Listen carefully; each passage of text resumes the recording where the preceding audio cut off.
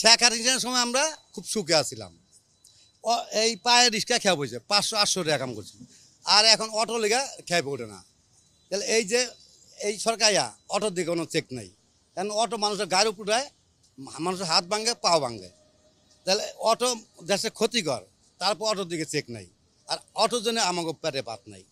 আর কয় সবাইকে আওয়ামী লীগ সরিয়া করে গেছে গা, আওয়ামী লীগের সরিয়া করে গেছে গা, ঠিক আছে, ও তো গেছে গা পলায়া, কারণ আওয়ামী লীগ পলায় গেছে, আর কুর্সি সুদ্ধা শেষ, সব শেষ। তো তোমরা যে এখন যারা আসো গতিতে বা বসছো বা দেশ চালাইতেছো, তারা কি শান্তিপূর্ণভাবে দেশ চালাও, পরিচালনা করতে পারো?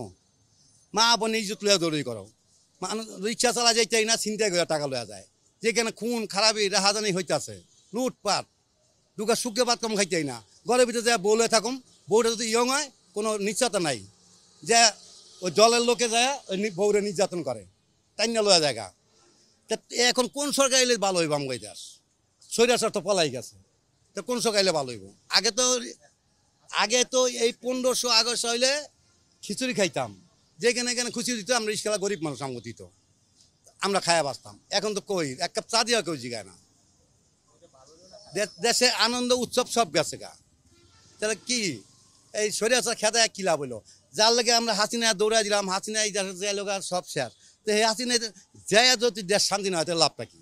এখন কি আর এম সিডি বেরিয়েছে, কি সিডি বেরিয়েছে, তোরা 4 দল 5 দল কেন এক দল হয়ে হাসিনা সবাই সরাইছ পিডায়া, এবং পুলিশ মারছ, এক দেশে ক্ষতি করলি, সব করলি, হাসিনা লয়ে গেছে, কি লয়ে গেছে? তোমরা 4 দল আবার এক দল আসিলা, এক দলের নামায় এখন 10টা দল হয়ে গেছে, তো কি লাভ পাইল? তোরা ছাত্র, তোরা এনসিডি হয়েছ, তোরা তো এই রিক্সা খেদাস, কি চাকরি পাইলি?